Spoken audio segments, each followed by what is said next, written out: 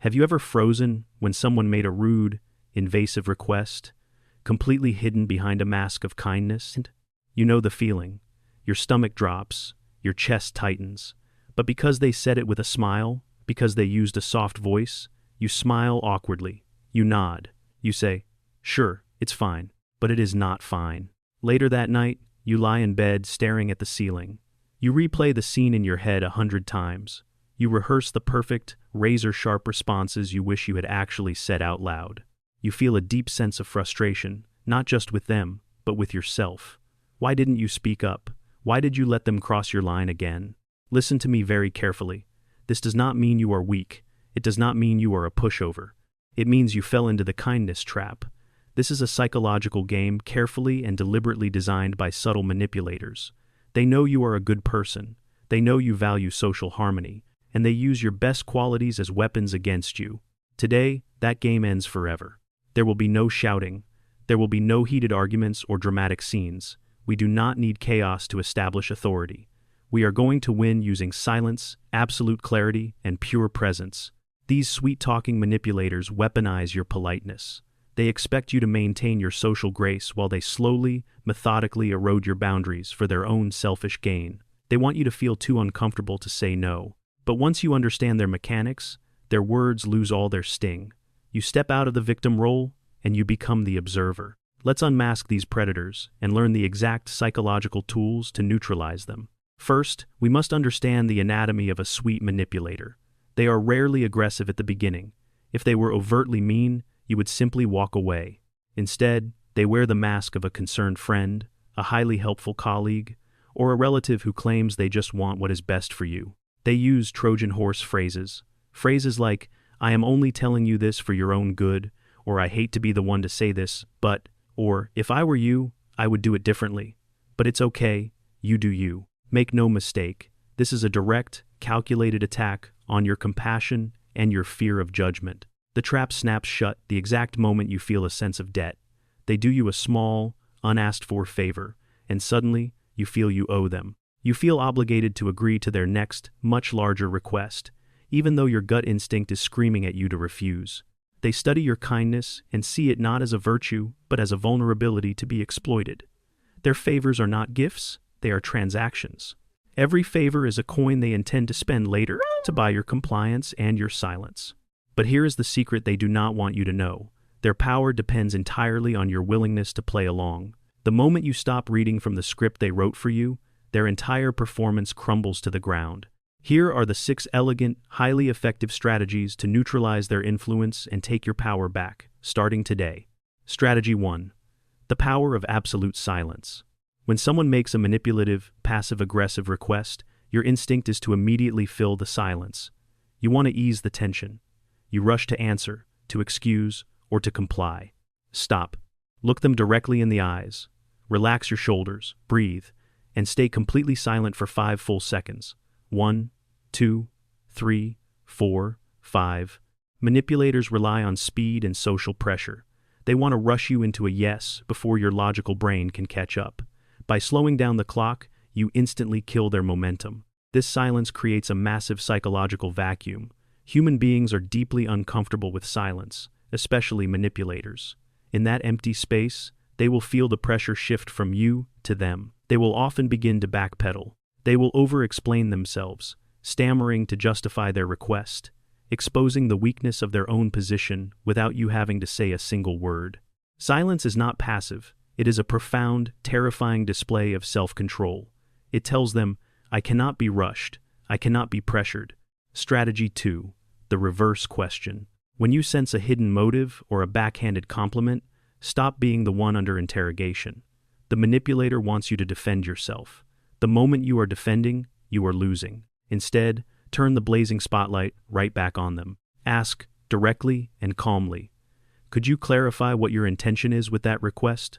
Or, what exactly are you hoping to achieve by telling me this right now? Force them to own their words.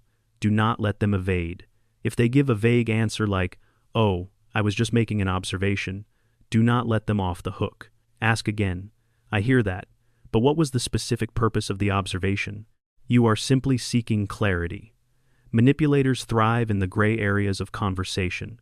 They hate being specific because it limits their ability to twist facts, gaslight you, and play the victim later. By demanding absolute clarity, you force them out of the shadows. Like a roach under a flashlight, they will usually scatter and retreat. Strategy 3. The broken record technique.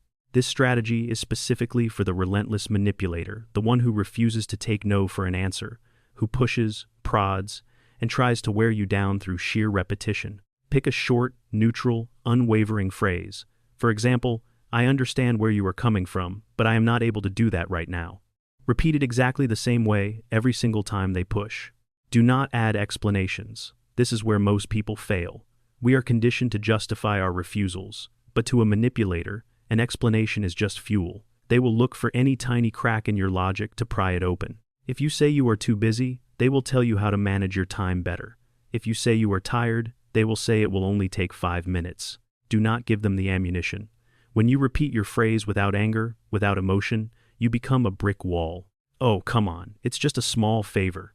I understand, but I am not able to do that right now. Are you seriously going to let me down like this? I hear you are frustrated, but I am not able to do that right now. By the third or fourth time, they will realize you are completely impenetrable. You cannot be broken, and they will give up. Strategy 4. Reflecting emotions. This is where you strip away their mask of innocence in real time. This is for the passive-aggressive types who use sighs, eye rolls, or subtle guilt trips. Say, I notice that you are becoming quite insistent and agitated. Why is it so extremely important to you that I agree to this right now? You are reflecting their behavior back to them like a mirror. Most manipulators rely heavily on the fact that you will be too polite to point out their pushiness or their bad attitude. They count on your silence. Name the behavior calmly and clinically.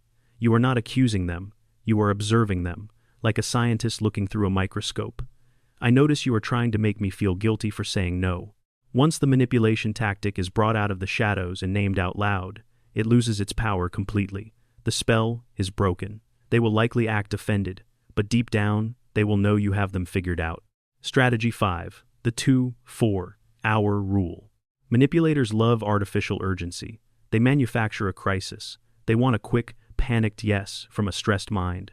They know that if you have time to think about it, you will realize the request is unreasonable. Stop the clock entirely.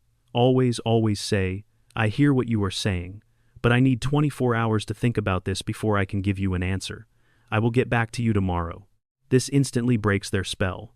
It gives you physical and mental space away from their overwhelming, toxic presence to consult your own values and your own schedule. If they push for an immediate answer, saying I really need to know right now, your response is simple. If you need an answer right this second, then the answer is no. If you can wait until tomorrow, I will consider it. Anyone who truly respects you will respect your need for time to think. Anyone who tries to rush you is trying to use you. Period. Time is your greatest protector. Strategy 6. The elegant exit. Sometimes, the ultimate win is simply refusing to play the game at all. If a conversation becomes circular, if the manipulation is toxic, or if they start gaslighting you, you do not have to stay. You are not a tree. You can move.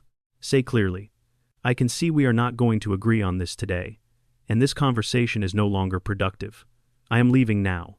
You do not need their permission to end a conversation. You do not need to wait for a natural pause. Walking away is not a sign of defeat or cowardice. It is the ultimate, undeniable expression of your personal boundaries. Let them try to get the last word. Let them shout to your back. It does not matter. Their words have absolutely no power over you when you are no longer in the room to listen to them. You are the master of your own physical space. With these 6 strategies, you are no longer prey. You are fully equipped.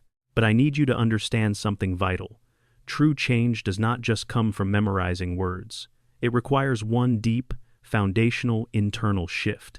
You must fundamentally accept that you have absolutely no obligation to please everyone. We are taught that being nice is the highest virtue, but kindness without boundaries is not a virtue at all. It is self-destruction. It is an open invitation for disrespect. When you say yes to someone while your heart, your mind, and your body are screaming no, you are betraying yourself. You are abandoning yourself just to avoid a temporary moment of social awkwardness. Stop setting yourself on fire to keep manipulators warm. Stop spending your precious, limited life energy on people who view you simply as a tool for their own convenience. When you start implementing these boundaries, you might become the bad guy in the manipulator's story. They will tell people you have changed.